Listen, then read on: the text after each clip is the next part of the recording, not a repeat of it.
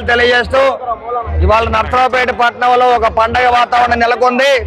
ఎందుకంటే 5 సంవత్సరాలు అరవింద్ బాబు గారి కష్టం నష్టం ఇవన్నీ కూడా గమనించి వైసీపీలో ఉన్న తెలుగుదేశం పార్టీ కార్యకర్తలు నాయకులు మాజీ ఎంపీటీసీలు మాజీ ఎంపీపీలు అదేవిధంగా మాజీ కౌన్సిలర్స్ అందరూ కూడా పార్టీ కార్యకర్త వైసీపీ కార్యకర్త నాయకులు దాదాపు 2000 మంది మరి మన ఎస్కే మునీర్ ఆధ్వర్యంలో అదేవిధంగా ఇంకో నాయకులు వీళ్ళందరూ ఆధ్వర్యంలో ఇవాళ రావడం జరుగుతుంది.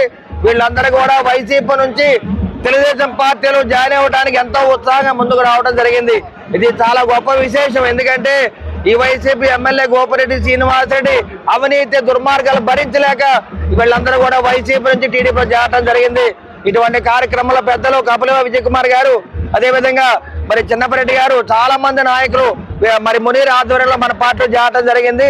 మేమందరం కూడా వారిని గుండెల్లో పెట్టి చూసుకుని ఆదరిస్తామని చెప్పి తెలియజేస్తూ వీరందరూ కూడా నారా చంద్రబాబు నాయుడు గారి పవన్ కళ్యాణ్ గారి మోడీ గారి నాయకత్వాన్ని వాళ్ళందరూ కూడా ఆహ్వానిస్తూ ఈ పార్టీలో రావడం జరిగింది. కాబట్టి వాళ్ళందరినీ కూడా సంతోషంగా గుండెలో దాచుకుంటామని చెప్పి తెలియజేస్తూ రాబోయే కాలంలో ఉమ్మడి ప్రభుత్వం వచ్చిన తర్వాత వాళ్ళకి మేము ఏ విధంగా రాజకీయ పరంగా న్యాయం చేయాలో అవన్నీ చేసి పెడతామని చెప్పి మునీర్ గారికి కానీ చిన్నపరెడ్డి గారికి కానీ కపిల విజయ్ కుమార్ గారి ఆధ్వర్యంలో ఈ కార్యక్రమం చేస్తున్నాము.